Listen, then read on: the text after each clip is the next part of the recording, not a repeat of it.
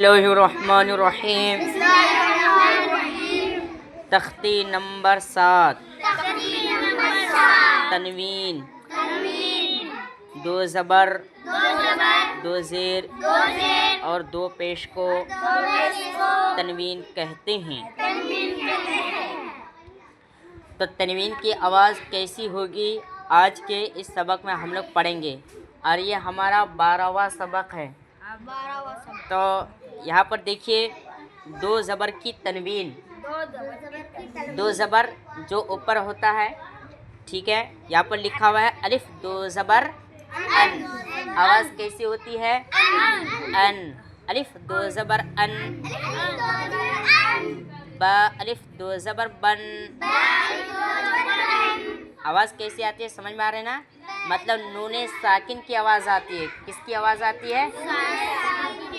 تو جہاں جہاں بھی تنوین آئے گی وہاں پر تنوین کی آواز اور نون ساکن کی آواز ہوگی۔ تو یہاں پر دیکھیے الف دو زبر ان، با دو زبر بن، تا دو زبر تن۔ تو یہاں سے لے کر یہاں تک چونکہ تنوین ہے، اس لیے یہاں پر اس طریقے سے متن پڑھیں گے: ان، بن، تن، تن، جن، حن، خن، دن، ذن، رن، زن، سن، شن، صن، ون، طن، ون، عن، غن، فن، قن، کن، لن، من، نن، ون، ہن، ان، ین۔ اب چونکہ یہاں پر بتایا دو زیر کی تنوین، تو یہاں پر زیر ہے، دو زیر ہے، تو یہاں کی آواز نیچے آئے گی اور نون ساکن کی آواز آئے گی، ٹھیک ہے۔ اس طریقے سے پڑھیں گے۔ دیکھیے الف دو زیر ان، با دو زیر بین، آواز کیسی آتی ہے سمجھ میں آ گیا؟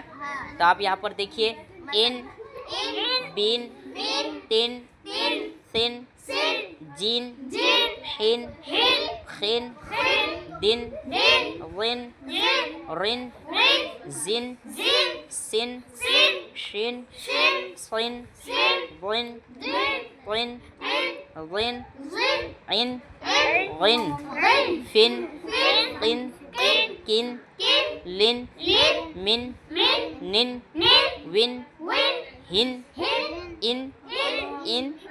ان، یہاں پر لکھا ہوا دیکھیے دو پیش، اور پیش کی آواز گول ہوتی ہے اور آگے کو ہوتی ہے، کیونکہ یہاں دو پیش جو تنوین کے شکل میں ہے، اور تنوین جیسی آواز نکلے گی یعنی نون ساکن کی آواز نکلے گی۔ تو یہاں پر دیکھیے الف کے اوپر کیا ہے؟ دو پیش ہے کہ نہیں ہے؟